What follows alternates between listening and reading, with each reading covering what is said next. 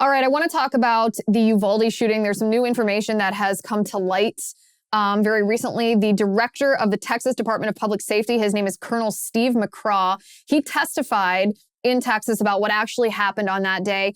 And it's really interesting because right off the bat, in the wake of this shooting at Robb Elementary School, there were those of us, it was a select few conservatives who said, wait a second, there's questions that should be asked about the police response to this, because it was nearly an hour after the first call was made, the first 911 call was made, when the shooter showed up at the school, before the shooter was shot by the Border Patrol tactical team. What happened in the space of that hour?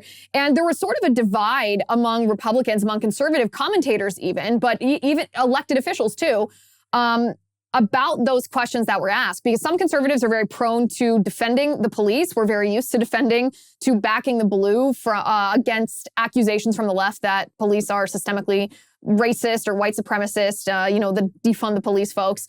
At the same time, there were signs that something went very, very wrong in this response to this shooting on that day. And we are now finding out information that confirms that, yes, there were many things that went very, very wrong. And this can't be just an objective analysis, right? Because I think that this mass shooting, this massacre of these children at this elementary school, these tiny children, hit us all a little bit differently than even a lot of the other crime stories that we've become so accustomed to listening to in our nation.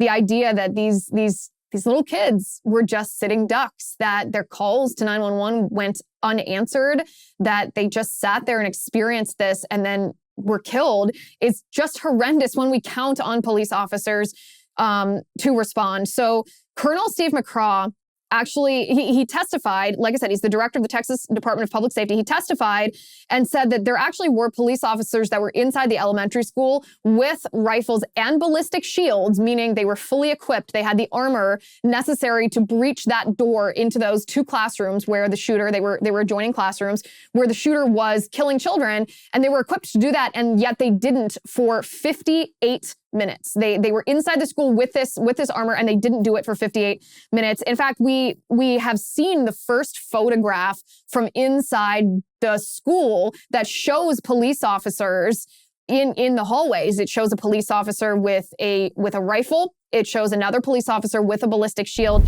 And this photograph, as you can see, that's the police officer on the left with the rifle. On the right, the police officer has a ballistic shield. This photograph was taken at 11:52 a.m.